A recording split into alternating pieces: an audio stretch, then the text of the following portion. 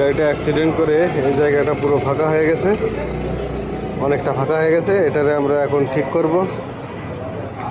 Pulsar bike,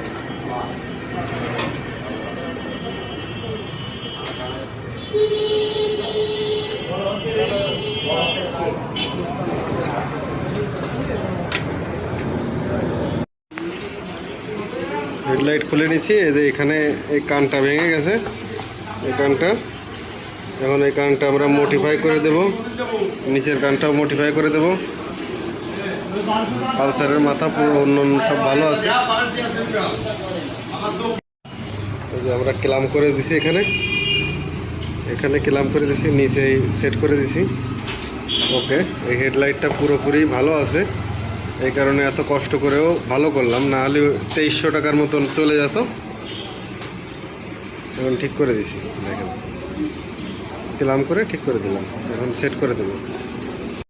এই যে দেখেন, প্রথমে দেখাইছিলাম, এর পরবর্তীতে ফিটিং করার পরে কী অবস্থা হলো।